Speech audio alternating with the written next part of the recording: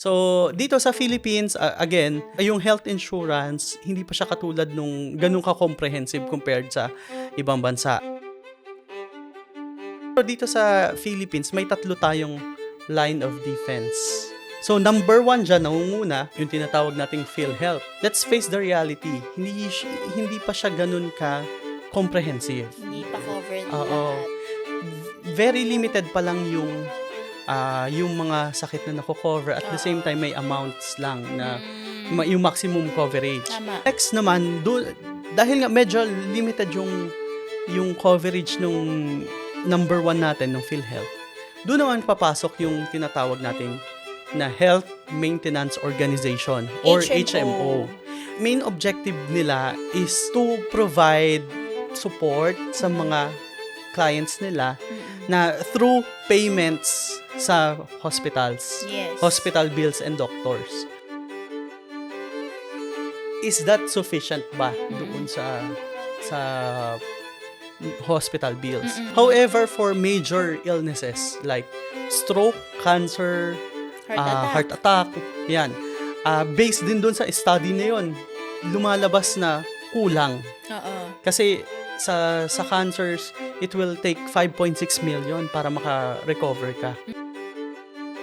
Doon naman papasok yung health insurance. Which is the third level. Which is the third level. So, itong health insurance, this is voluntary health insurance. Yes. Kumbaga, ikaw na mismo ang kukuha para sa sarili mo. Oo. Health or sa life insurance, ang pinaka iniisip ng mga clients, ang pambayad natin lagi is pera. Oo. Kumbaga, yung insurance company naghahabol sa kanila. Yes. In reality, yung pera kasi secondary lang. Kasi pwede mo naman i-adjust, di ba? Yes.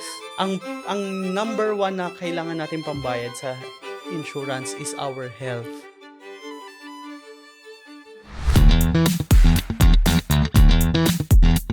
So technically, wala siyang living benefit kapag walang nangyari. Yes. So doon papasok yung contractors or risk insurance. So kasama siya doon.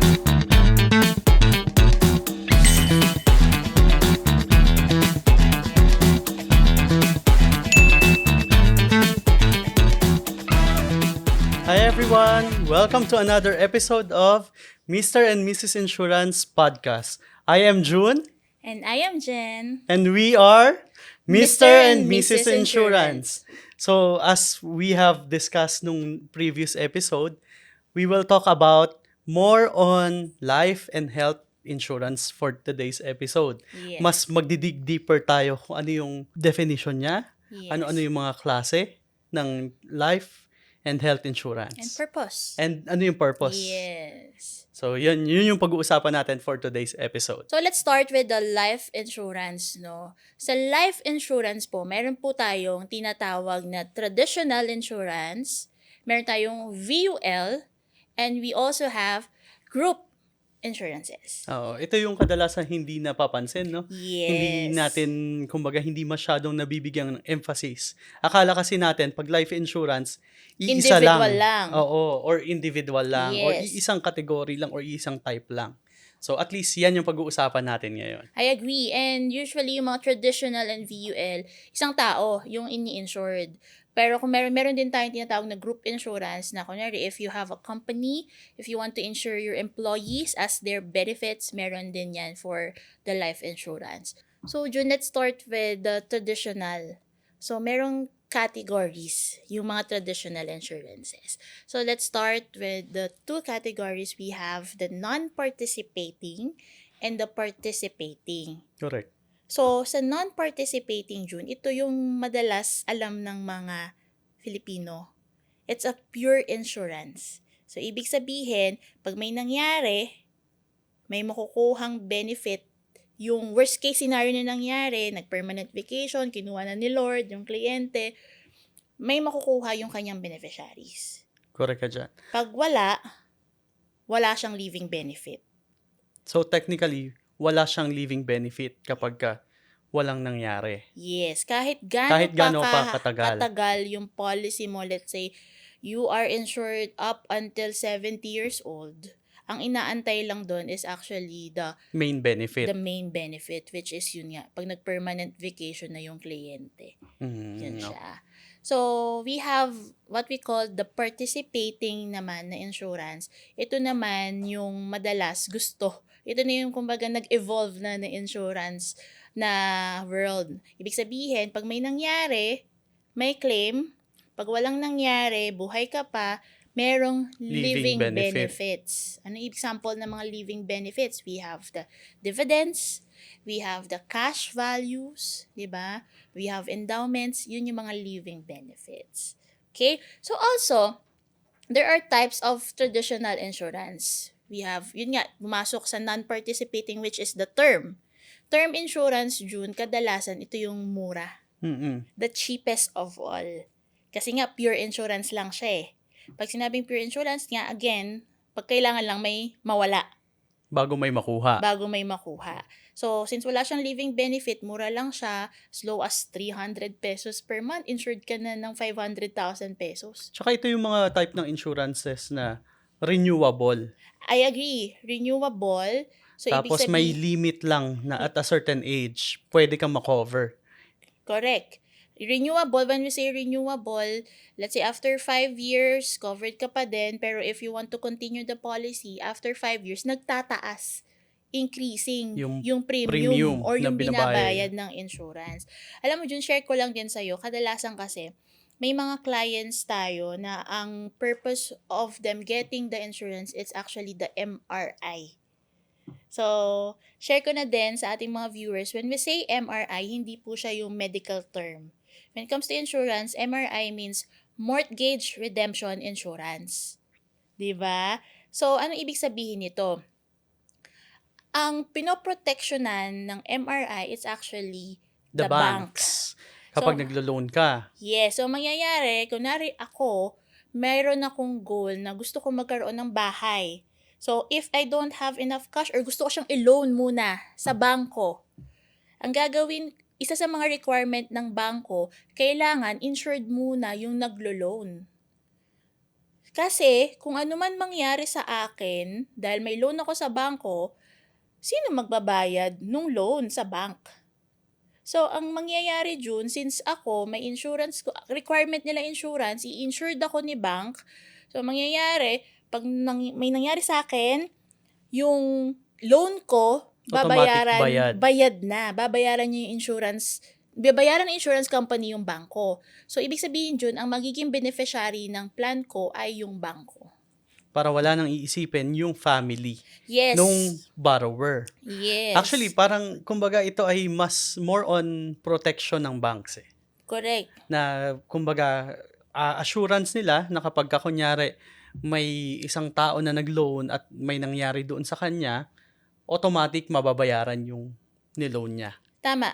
The same time kasi, ang point dito, yun nga, para sa family, di ba? Imaginein mo, if as the breadwinner, kung may mangyari sa atin, saan kukuha ng source ng pambayad yung naiwanan para dun sa loan? So, ang maganda yung purpose ng MRI. Correct. Tsaka ito yung mga term insurance, ito yung insurance na kinukuha ng mga starting pa lang. Yung mga kaka-graduate pa lang, Yes. yung starting pa lang sa work. At Kasi least, nga mura. kasi mura. Tsaka, syempre, ibabudget pa nila yan, di ba? Totoo. So, ito yung perfect doon sa mga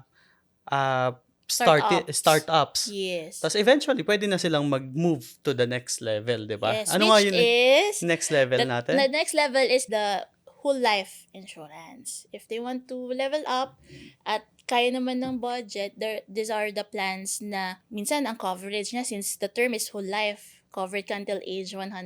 But there are plans na pwede mong bayaran ng 10 years to pay, 5 years to pay, 3 years, 15 years. It depends on the budget of the client. So technically, ang whole life, i-cover ka niya from your current age until age 100. Ganun katagal. Ganun siya katagal.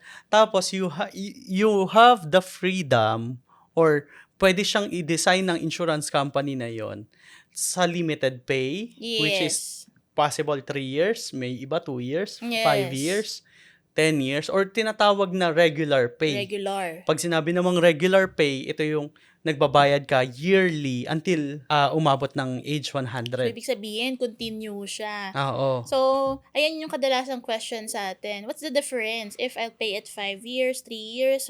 May nagbabayad ba talaga ng lifetime payment? May Oo. mga ganon. Kasi depende talaga sa goal ng Sa goal ng client. clients. Kasi, Tsaka depende rin sa I think depende rin sa age.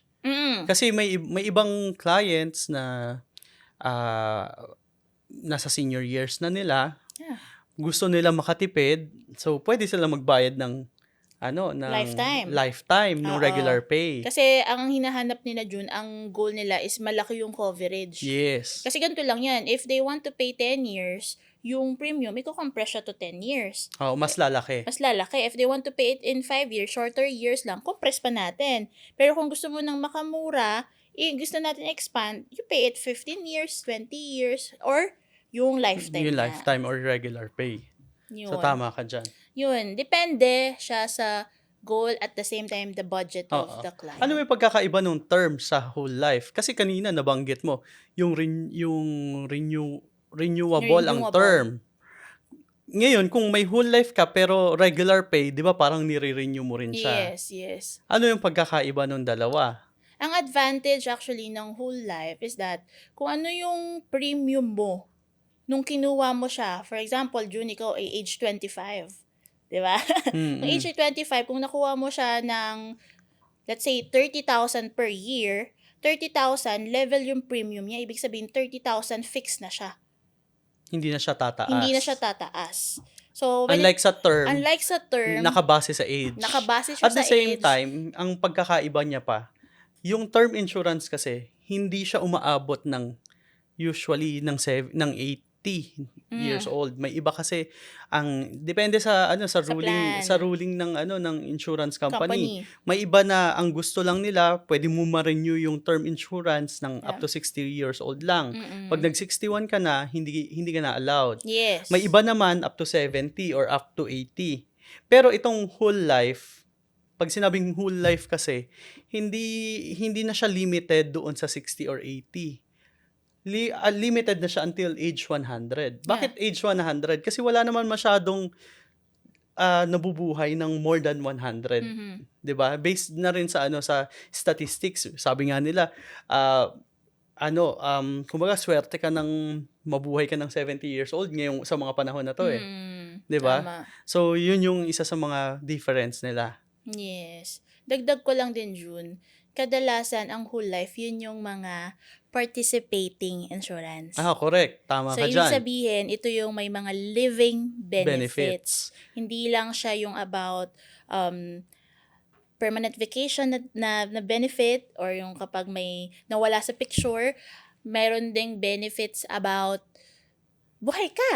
Oo. Yung Na- pag-living benefits. That you can use for any life milestone. For example, pwede mong pangdagdag ng tuition fee ng anak mo, pwede ding pang pension mo, pwede ding pang business expansion mo because meron siyang cash values. Correct. Siya. Tama ka dyan. Kasi yung term insurance, wala siya noon. Yes, wala siya. Yun pa isa pang pagkakaiba nung dalawa. Mm-mm. So yung meron nga siyang dividends and cash values yung whole life na pwede mo magamit. In short, living benefits. Yes. Dagdag ko lang, balik tayo doon sa MRI. Kasi, diba, sabi ko, madalas term yung kinukuha for MRI. We have also, may mga clients naman tayo na kinukuha nila is the whole life insurance for the MRI. Pwede din kasi siya. Kasi if yung goal ng client na, kasi nga, wala nang balik sa akin yun sayang naman sayang yung naman. binayad ko. May mga clients na usually mga umuulit-ulit ng loan. Oo. Ang kinukuha nila is the whole life. Natandaan ko yan. Oo. Yung isang client natin, ang naging term niya is reusable MRI Yes. policy. Kumbaga, ang main focus niya is mag-acquire ng mga property. So, pag natapos niya isang property, gagamitin niya yung whole life policy niya sa another property na ilo-loan niya. Tama. So, in the long run, Mas mas nakatipid. nakakatipid. Yes. And then, yung isa sa mga difference, ang term kasi, June, mura siya. Actually, sa una. Pero since nag-i-increase nga siya every 5 years, 'di ba? Dumadating yung point na 60 years old, laki na ng binabayaran mo. Oo. Correct. ba? When it comes to whole life naman, mahal Mahal siya sa siya umpisa. sa umpisa. Mahal siya tingnan eh. Yes, pero kung titingnan natin long term, kung i-add mo lahat ng mga living benefits, actually halos nabalik yung binayad mo sa ibang plans, 'di ba? Correct. Tumubo pa. Yun yung purpose ng ibang clients. It depends. Kaya, whenever we talk to the clients, no, as much as possible, hindi kaya namin i-chat. Oo. 'Di ba? Kasi may Kasi mga ganun nag-i-inquire. marami tayong kailangan i-explain. Kasi Yes. kung sa chat lang, limited, 'di ba? Tsaka it will take time. Kaya It mas will take magandang time. face-to-face meeting or Zoom meeting para if ever merong concerns, ma-address kagad natin. Kailangan talaga merong consultation, may meeting, because at the end of the day, the goal is for us to know what's your need, ano ba yung need, anong purpose of you Mm-mm. getting the policy, at the same time, ano ba yung budget, ano ba yung pasok sa budget mo. Kasi Correct. parang kumbaga, as financial advisors kasi, we are licensed. We're just like doctors. 'Di ba? Ang doctors kasi, 'di ba, kapag pumunta ka sa kanya, lalapit ka, "Doc, masakit yung ulo ko." So, ang reseta, Para sa sakit ng ulo. para sa sakit ng ulo, 'di ba? So, same with us, financial advisor. Kung ano yung concern mo, magko-consult ka sa amin, sasabihin namin na ito po ang goal ko. Ang goal ko po is para sa education na ng anak ko, pang-retirement ko. Alam nga naman ibibigay namin sa ibang purpose. Oo. So, dapat align tayo lagi kung ano yung gusto mong mangyari. At the same time, align tayo kung ano lang yung pasok dun sa budget Sa budget. mo. Kasi sa atin kasi mga financial advisors, meron tayong tinatawag na ideal coverage. Yes. Pero, hindi lahat ng ideal coverage pasok sa budget. Right.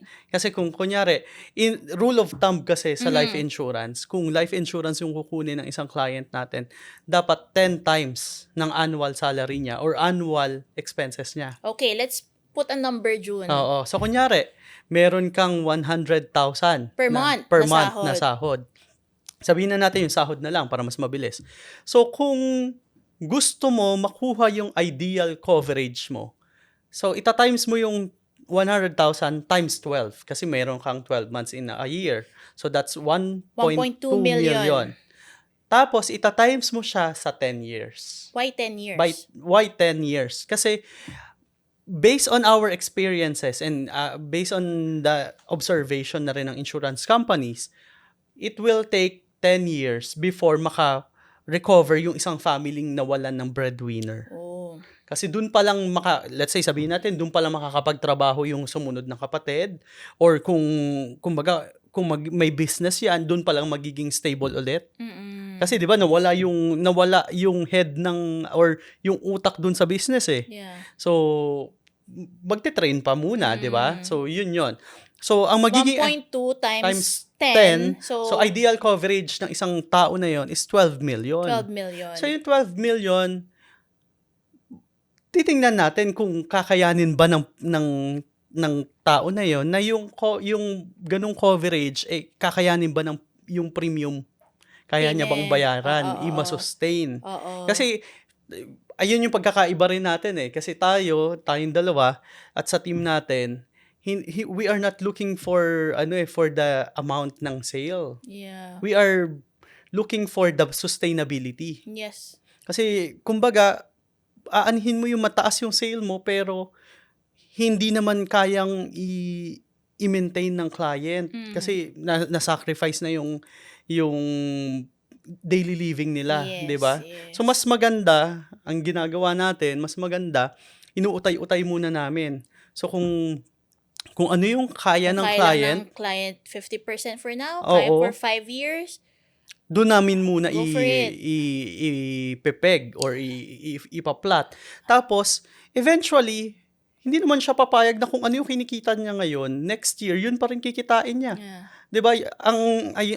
Ang trend naman dapat natin is laging pataas, lalo na in terms of income. Right. So, kung medyo nakaluwag-luwag na, pwede nang ikunin yung remaining na balance. Yes. Kumbaga, at least the client knows na meron siyang gap Oo, na correct. kailangang i-fulfill pa.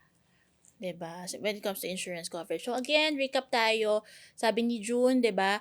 Rule of thumb, para malaman mo kung magkano yung ideal insurance coverage mo, that's 10 times of your annual salary or your annual expense. Kasi 'di ba, baka nagwo-wonder kayo na, okay, paano ko malalaman magkano ba yung kukunin ko? Mm. Or pupunta na lang ba kami sa inyo, may dala kaming policy or plan na, "O sige, kunin mo 'to, 1 million coverage, bagay sa'yo 'yan." 'Di ba? Hindi Oo. siya gano'n. So, yun yung kailangan kapag makikipag-meeting sa kliyente, mas magandang, face-to-face or Zoom Yeah. para at least ma-a-address natin. So, Mm. going back doon sa types ng So, traditional we've talked about insurance, term, term whole and whole life, meron and pa tayong isa pa. the favorite ko 'to. We have what we call the endowment plan. Yes. Sobrang excited ko whenever I talk about endowment kasi ito yung nilo-look forward ko. Kasi ito yung kumbaga in layman's term para siyang pension. Oo. Pension. Kasi, Kumbaga, ano siya, yun yung mas kilala lang yes. sa atin. Pero in reality talaga, this policy will give you a fixed amount, a fixed payout. Yes. Pero dahil nga gusto natin na mas matatandaan ng kliyente natin, para siyang pension.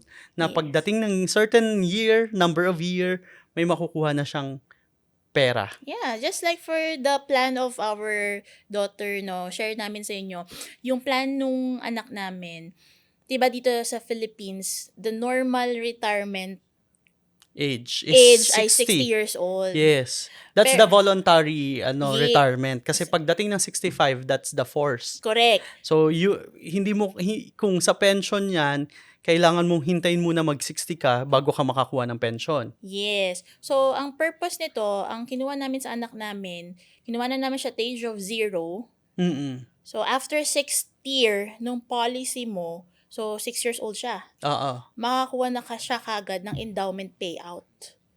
Mm-mm. Diba? So, anong purpose nun? Ang purpose nun is actually for us to get a fixed amount of money para pang tuition. Pang Correct. tuition niya. Kasi 6 years old siya. So, roughly around grade 1. Grade 1. 1 siya nun. So, hindi... Kasi kung gusto mo siya ipasok sa private school, di ba? Yes. At least tayo, June, di ba? At least meron na tayong fixed amount in mind. Kasi nasa sa atin kung magkano yung gusto nating ma-receive eh. Pero at least tayo, meron tayong fixed amount in mind na, pagdating ng grade 1 ng anak ko, meron kaming gantong matatanggap na pera. Kung sumobra man or kulang man, dadagdagan na lang natin. Yes. 'Di ba? So, kung maging scholar, balik tayo ulit sa scholar. Kung maging scholar man yung anak natin, at least, pwede nating magamit yung money for Pang business niya. business expansion natin, Expansion 'di ba? natin or Depende. business yung startup, 'di ba? Startup business So it's niya. pwede kasi siyang multi-generational. Yes. Kumbaga hindi lang isang generation yung makikinabang. Depende kung Oo. paano mo siya i-design. Exactly. 'Di And ba? hindi lang siya about education, retirement. May mga clients tayong kinausap June na ang purpose nun is actually pang-allowance niya sa Sa travel, sa travel niya. tsaka pambili ng mga luxury bags. Luxury bags. Yan, iba-iba yung purpose. At the same time, yung pang-allowance niya sa pet niya. Correct. Oo, Kasi meron gusto yan. niya na meron siyang yearly allowance para sa pet niya. Correct. Yun. So, multi-purpose yon. Actually, ang endowment kasi, possible, basta mayroon siyang binibigay na fixed amount. So, pwede kasi siya maging combination ng whole life kasi pwede rin siyang maging until age 100 or at a certain number of years siya pwede makatanggap. So, it depends kung paano dinesign ng insurance company. Yeah. So, basta pag may nakukuhang fixed payout, endowment plan yon na Yes. traditional. Yes. How about health insurance? Saan siya nagpo-fall? So, sa health insurance, nagpo-fall siya, depende pa rin sa pagkakadesign. Yes. Kasi may mga health insurance na nasa industry natin ngayon na under term insurance. Kumbaga, i-cover ka niya for a specific number of critical illnesses, pero renewable siya every year. Meron rin namang mga health insurance na Whole pasok siya life. sa whole life at meron ring endowment Yes. at the same time. So, depende kung paano dinesign ng insurance company yung policy na yon. Pero, it will fall doon sa yung category niya, magfo-fall siya kung merong specific benefit na nag-exist. Gaya nga nung payout or nung dividends. Yeah. So, yan. Mm-mm. Yan yun. So, yun yung ating mga types ng Traditional insurance. traditional life insurance. Life insurance. And health insurance as well. Jun, gusto ko lang mag-dig deeper. Kasi done na tayo with the traditional eh. Mm-mm. Before we proceed with the VUL, gusto ko mag-dig deeper sa health insurance. Okay. Kasi 'di ba, since nasa 30 na tayo, Ha? 18 pa lang ako. Ano, joke lang. medyo bias tayo ngayon sa health insurance Oo. eh. Kasi nga as we age, mas nafe-feel natin na may sumasakit na yung likod. Oo, nagbabago na yung mga health conditions natin. Yeah, at the same time, kumbaga madami na tayong na i-experience na in life. Mm-mm. 'Di ba? So, dito ba sa Philippines, kamusta ang health insurance natin? Dito sa Philippines, unlike dun sa ibang bansa, kasi sa ibang bansa kasi guys, pag sinabing health insurance, from consultation, kumbaga from the time na nagkasakit ka pa lang, until sa pagbili ng gamot, covered. Mm, Yun yung, ganun yung health insurance sa ibang bansa. tama. Dito sa Philippines, unfortunately, hindi siya ganun. Hindi siya ganun na design. Yeah. Hindi pa namin alam kung kailan magagaya ng Philippines yung sa ibang bansa. Baka kasi naging factor din yung majority kasi hindi pa open sa health insurance or life insurance, unlike sa ibang bansa na requirement talaga siya. Hindi ka pwedeng walang health insurance or walang life insurance sa ibang bansa. Yeah. Dito kasi sa Philippines, more on voluntary pa lang siya. Oo. So kung gusto mo lang, yun, Yes. pwede kang kumuha. Or magiging requirement lang siya kung maglo-loan ka sa banks. Yes. 'Di ba? So dito sa Philippines, again, yung yung health insurance, hindi pa siya katulad nung ganun ka-comprehensive compared sa ibang bansa. Pero dito sa Philippines, may 3 tayong line of defense Wow. sa See, health. line of defense. Oo, sa health, pagdating sa health. So number 1 dyan, nangunguna, yung tinatawag nating PhilHealth. PhilHealth. Oo, ito yung universal healthcare ng Philippines, which aims na ma-cover yung 100% ng mga Filipinos. Kasi I know yung mga senior citizens natin, automatic covered na sila. Yeah. Diba? Libre na kahit hindi na mag-contribute. So, pero kapag yung mga working classes, yung mga working ages, meron diyang contribution depending on their income. Salary. Oo, may percentage na sinusunod. Itong universal healthcare natin or the PhilHealth, yan yung first line of defense. Yes. However, let's face the reality. Hindi pa siya ganun ka comprehensive. Hindi pa covered Oo. lahat. Very limited pa lang yung mga sakit na nako-cover. At the same time, may amounts lang na yung maximum coverage. Tama. Pero, believe naman ako sa kanila kasi kahit papano, nag-i-improve sila ng coverage. So, from time to time, meron ng mga improvements na ginagawa ang government natin para at least ma-cover yung ibang sakit or taasan yung ibang coverage. Tama. So, we are looking forward na someday, magaya natin yung nasa ibang bansa. Yun. Praying kami dyan. So, yun yung una nating line of defense, PhilHealth or universal healthcare. Next naman, dahil nga medyo limited yung coverage nung number 1 natin, ng PhilHealth, doon naman papasok yung tinatawag natin na Health Maintenance Organization or HMO. Ano ba yung mga kilalang HMO? MaxiCare, PhilCare, Medicard, lahat ng may care. 'Di ba? Kadalasan 'yan. So, ano ba ang main objective nila? Yeah. Ang main objective nila is to provide support sa mga clients nila na through payments sa hospitals. Yes. Hospital bills and doctors. So, itong hospital bills and sa mga doctors na ito, kadalasan meron silang mga accredited Mhm. na hospitals and Yes. doctors. Mm-mm. Ang ginagawa nila, kino-cover nila yung hospital bills. Mm-mm. Na mag-start yan sa consultation, sa emergency cases, confinement, Mm-mm. and syempre up to discharge. Mm-mm. Pero after the discharge sa pasyente, Mm. kung may mga consultations, doon lang siya ulit Okay. magre-respond.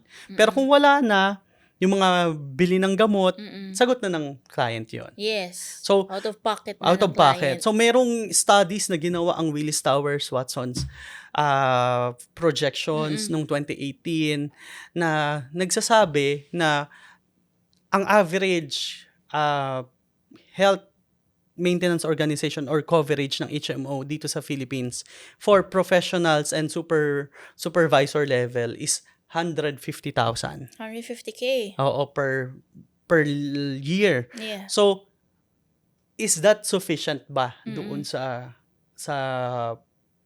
hospital bills? Mm-mm. Yes, for some cases may Yes. covered naman, kaya naman. However, for major illnesses like stroke, cancer, heart attack, yan. Based din doon sa study na yon, lumalabas na kulang. Oo. Kasi sa cancers, it will take 5.6 million para maka-recover ka sa Depende cancer. sa cancer. Depende no? sa cancer tsaka sa stage. Oo. Kasi sa chemotherapy pa lang, aabot na ng 60,000 per session. Per session. And I believe 12 sessions to 15 sessions yan. Yeah. 'Di ba? So doon pa lang kulang na. Mm-mm.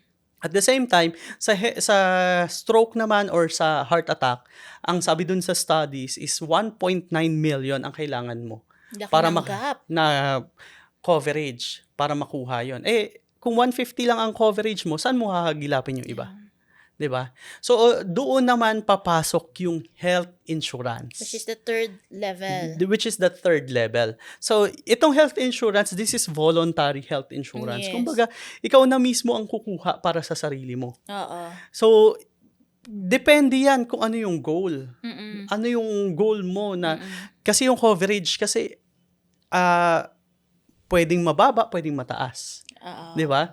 So, pero kapag tinatanong tayo, June, what's the ideal insurance coverage ba for health? Mm-mm. So, as a rule of thumb, kanina nabanggit natin yung rule of thumb ng life insurance. 10 times the annual salary. For health insurance naman is 5 times of your annual salary. Okay. So, Or minimum of 3 million. minimum of 3 million. So, kung babalikan natin yung example natin kanina, kung 1.2 million per year times So, 5, so around 6 6 million million. coverage. Oo. Kasi, di ba nga, nabanggit ko kanina, cancer will take 5.6 para makarecover ka totally. Di ba? So, bakit naman namin sinasabi na 3 million minimum? Mm-mm. Pwede mang 1 million, pwedeng 2 million. Kaya lang kasi, ang 1 million ngayon, sobrang bilis na. Sobrang Totoo. liit na lang. At Di the ba? same time, June, kung ngayon sila kukuha, let's say I'm 22 years old, 'di ba? Kung yun yung first ever plan ko, 22 years old. Syempre, ako I'm very conscious about Health. what I eat, Yes. 'di ba? I'm trying to be healthy because I have kids. Sure, parang ako I'm praying na wag naman sana earlier. 'Di ba? Mm-mm. Pero based on our experiences, nangyayari ang mga critical illnesses nasa around 40s, Sa late 50s, 60s, ages 'di ba? na. Oo. Kaya kumbaga titingnan natin kung kumuha ka ng 1 million to age of 22, pagdating ko ng 50s, 60s, ano ng value? Correct. Ng 1 million. Tsaka at the same time, yung sa health insurance, ito yung isa sa pinakamalaking misconception. Mhm. Sa health insurance kasi or sa health or sa life insurance, ang pinaka iniisip ng mga clients, ang pambayad natin lagi is pera. Oo. Kumbaga tayo, yung insurance company naghahabol sa kanila. Oo, yes. In reality, yung pera kasi secondary lang. Kasi pwede mo naman i-adjust, di ba? Yes. Ang number one na kailangan natin pambayad sa insurance is our health. Right. Habang healthy tayo, mas mabilis yung approval, mas mura You're right. yung babayaran natin. Kasi na-experience natin that there are clients because na-explain nga natin of value of getting it. may mga clients tayo who are willing to pay now. Yes. Unfortunately, May mga existing illnesses yes, na may mga na existing uncontrolled. illnesses. Yes. Or kung controlled man, mas mataas na yung binabayaran nila compared doon sa mga mas bata or walang sakit. 'Di ba? Yes, kasi that's one of the factors to consider Mm-mm. when paano i-compute ng insurance company kung magkano yung babayaran mo, 'di ba? The health conditions, dagdag ko na lang din, 'di ba? The age, The more na mas age, yun yung younger mga ka, factors na tinitingnan. mas mura. The The same time, smoking kung habits, smoker ka, mas mahal ng konti versus the non-smoker. The same time, the gender, the gender, and the work, occupational. occupation. Oo. Kasi yung risk, 'di ba? Oo. Kasi syempre hindi naman pwede na kunyari risky yung work mo tapos same ng let's say same ng rate nung hindi less risky yung mga nasa office kunyari, Oo. 'di ba? So hindi rin siya, kumbaga factor din siya na doon sa pagtaas ng premium. The same time, we observe na mas mahal ang life insurance ng babae or Babae. lalaki. Life insurance Life insurance. pag nakita natin, mas mahal ang life insurance ng lalaki Lalaki versus sa babae. Kasi nga, based sa observation, medyo complicated yung mga lalaki. Yeah, it's not the same Kasi, yung, di ba, yung parang occupation nyo, di ba? Tsaka yung adventurous, di ba? Oo. Mas madaming adventurous. So, Oo. yun. Pero based naman sa health insurance na observe natin personally, mas mahal ang health insurance ng babae kumpara sa lalaki. Okay. Ang reason naman nun is mas prone sa pagkakasakit yung babae compared sa lalaki. Lalo na kapag 'di ba yung mga kasabihan ng matatanda, kapag nagbuntis ka na, Mataas yung risk mataas ng namin. risk na lumabas yung That's mga the reason bakit ako kumuha ng health insurance ko. Yung pagkakasal natin. Kasi kumbaga yun yung narinig ko na kapag nag-pregnant na daw kasi ang babae, nagkakaroon na ng mga matataas ng sugar. doon Depende, lumalabas. no? Pero Doon doon lumalabas daw yung let's say, sugar, high blood. Yes. High blood. Tapos ako, on my experience, di ba, nung... Na-form yung allergic rhinitis mo. Oo, wala naman ako before noon. So, parang ang point nito, gusto ko sana kapag ako nag-apply, yung wala pang akong declaration. Kasi, ang worry ko noon, baka tumaas yung babayaran ko. Correct. So, yun. So, tama ka dyan, Jen. So, actually, babalikan lang natin yung line of defenses natin. PhilHealth or Universal Healthcare, HMO, tsaka Voluntary Health Insurance. Maraming clients namin nagtatanong, Jun, ano ba ang mas maganda? Ano ba ang dapat naming kunin? Yeah. Kami kasi, kami sa team namin, sa advice, kaming mag-asawa, ang sinasabi namin sa mga clients namin, hindi mo kailangan pagbangga-banggain yan. Yes. Yung parang kumbaga, pag-away-awayin, di ba? Mas maganda to, kaysa dyan. Hindi mo kailangan ganun. Kasi mas magandang supplement siya sa isa't isa. Yeah. Ano ibig sabihin nun? Kung kaya mong i-budget na kaya mo makuha yung tatlo, why not? Better, di ba? Or best nga yun eh. Yes. Kasi at least meron ka nung tatlo. Ang pagkakaiba kasi nung ito rin, kadalasan, may HMO na ako, okay na ako sa HMO. Ito kasi ang pagkakaiba ng HMO sa health insurance. Yung HMO kasi, ang binabayaran ng HMO, yung doctors at hospitals. Hindi naman talaga ikaw. Kasi parang kumbaga, on behalf of you, sila yung nagbabayad nung hospitals at doctors. Right. And kailangan yung hospitals and doctors na pupuntahan mo is accredited nila. Yes. Accredited clinic or accredited hospital. Ano example niyan? May isa kong client pumunta sa isang kilalang ospital. Accredited naman. However, yung doctor na pinuntahan nila is not accredited.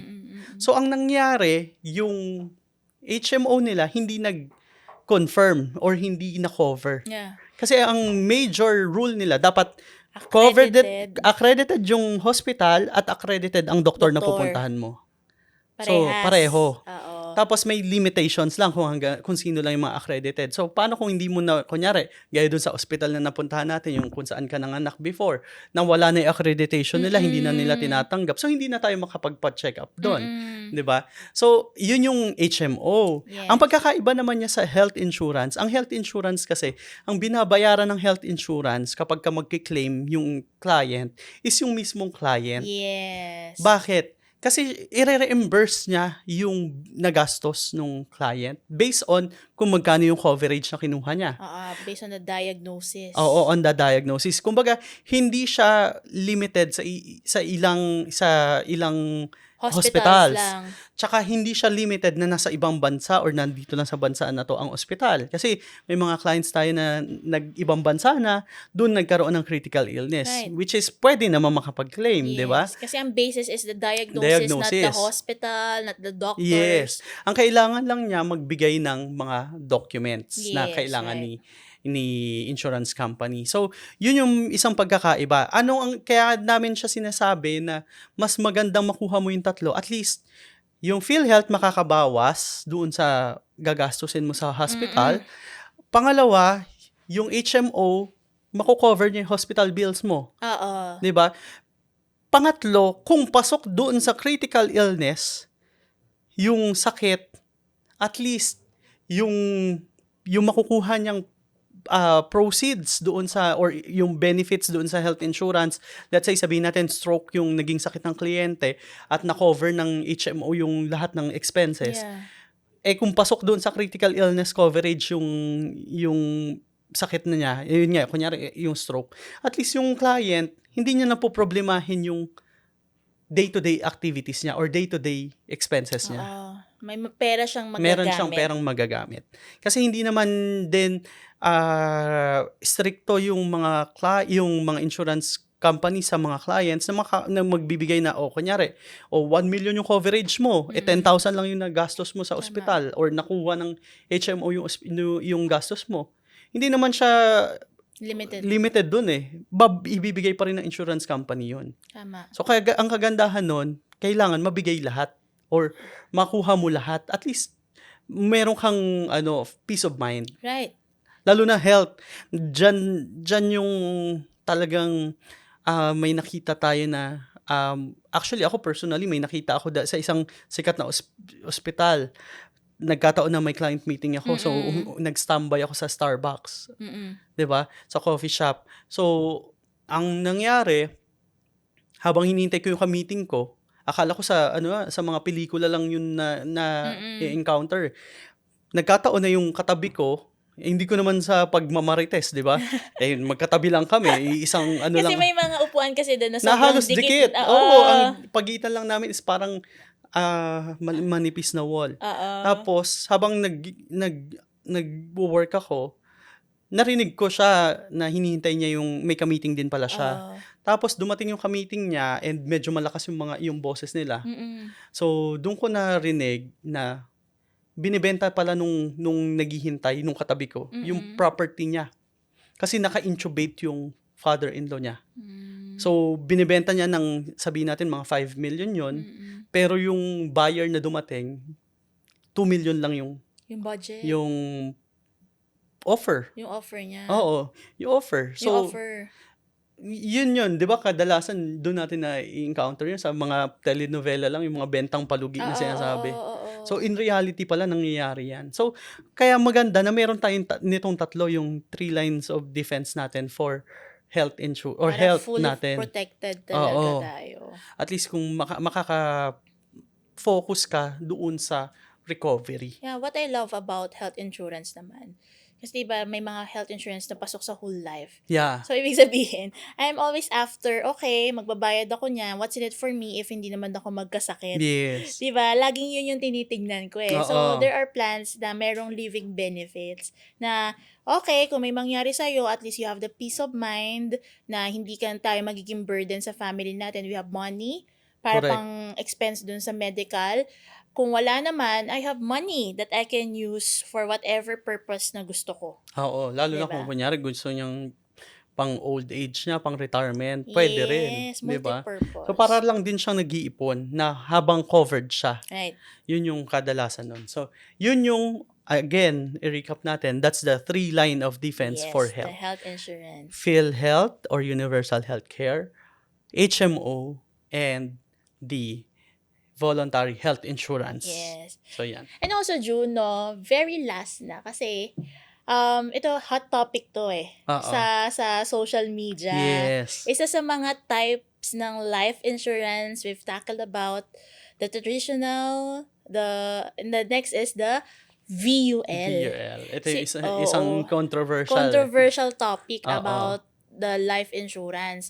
Siguro, we'll have a solo quick- session Oo. about this. Pero let's give An overview. an overview sa ating viewers. What is VUL? Oo. Yung VUL naman is, that's the acronym. So, ang ano niya is Variable Universal Life Insurance. In layman's term, this is a life insurance with investment link. So, Yes. kumbaga, meron siyang investment factor. Oo. Kung i-explain ko siya sa client ko, isa siyang insurance na yung portion ng binabayad mo, majority ng binabayad mo napupunta sa Life insurance. And the rest napupunta sa investment. You're right. Ang investment na to, actually, it's yung VUL kasi, pwede siyang makita na combination ng term or whole life plus mutual funds. Mutual funds. Yun. What is mutual fund? Ano ba yung mutual fund? So, ang mutual funds, isa siyang type ng investment company or instrument na ang ginagawa nila, pinupool nila, pinagsasama-sama nila yung investment ng mga iba't ibang investors. Yeah, Kasi kunyari, Jen, ikaw mag-invest ka sa isang malaking company. Papansinin ka ba niya kung 1,000 pesos lang yung pera mo? Siyempre hindi. So, ang gagawin ng mutual fund company, pagsasama-samahin yun. Yes. Tapos, i-invest siya doon sa particular na company. Na fund. Tapos, pag kumita na yon, yung mutual fund company, kukunin niya yung kita, i-distribute niya ngayon doon sa mga investors. Yeah. Depende kung ano yung sukat or yung ilang shares yung makukuha niya doon sa kita. So, yan yun. So, pag sinabing VUL, combination siya ng ganon. Ngayon, sa VUL naman, meron naman tayong tinatawag na single pay or the regular pay. Dalawa yon. So, single pay, isang bagsak na, kumbaga, kung meron kang pera, may isang bagsak kang ibibigay. Say if you have 1 If you have 1 million, pwede mo ibigay yon, ibayad. Tapos, single pay yung tawag doon. Ngayon, pag regular pay, yung kumbaga, katulad nung sinabi natin doon sa whole life, na pwede mong bayaran every single year. Yes. Diba? Tapos at a certain age, siya pwedeng i-cover. Yes. So, yun yung VUL. So, pahapyaw lang din. Marami kasing, kaya siya naging hot topic kasi ang akala ng karamihan, ang VUL is an investment. With insurance. Baliktad. So, ito yung naging isa sa mga controversial na reasons bakit siya medyo may bad reputation. Oo. Kasi nga, yung hindi na, kumbaga, yung ibang kasamahan kasi rin natin sa industry, nagkakamali ng explanation. Pinuposisyon nila tong insurance na to as investment with insurance. Na para bang free ang insurance. Diba? In reality, yung free dito or yung bonus lang dito is the investment portion. Pero just to clarify, VUL, it's an insurance with investment. Yun. Bonus lang yung investment. Or, in my personal term, sukli lang siya dun sa binabayad mo. And I love VUL. You know Correct. what? Depende sa purpose eh. Diba, remember yung story ko ng first ever plan ko? That was VUL.